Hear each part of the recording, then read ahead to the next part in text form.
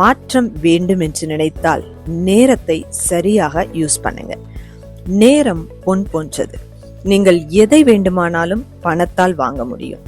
ஆனால் கடந்து போன ஒரு நொடியை ஒருபோதும் திருப்பி வாங்கவே முடியாது. கடந்தது கடந்ததுதான். அதனால் நேரத்தை தவறான வழியில் யூஸ் பண்ணாதீங்க.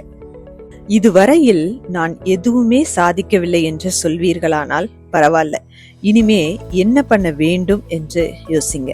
காலம் கடந்து நான் படித்திருக்க மாட்டேனா, ஒழுங்கா வேலைக்கு போயிருந்தா இந்த நிலைமை எனக்கு வந்திருக்காதே, அல்லது ஏன் அந்த வேலையை விட்டுவிட்டேன், தவறு செஞ்சுட்டேன், சேவிங்ஸ் பண்ணாம விட்டுட்டேன் அப்படின்னு கவலைப்படுவதற்கு பதிலா சரியான காலகட்டத்தில் தேவையானதை சேமித்து வைத்துக் கொள்ளுங்க. இல்லை என்றால் ஒரு நாள் யாருமே உதவி செய்யவில்லையே என்று வேதனைப்படும் நிலை உருவாகிவிடும். எனவே நேரத்தை பயன்படுத்திக் கொள்ளுங்க. மாற்றம் நம்மிடம்தான் உருவாக வேண்டும். ஃபைனலா நீங்க இந்த உலகம் மாற வேண்டும் என்று காத்திருக்காதீங்க. நீங்க தான் அந்த மாற்றம். நீங்கள் மாறினால் உங்கள் குடும்பம் மாறும். உங்கள் குடும்பம் மாறினால் சமூகம் மாறும். சமூகம் மாறினால் மட்டுமே நாடு மாறும்.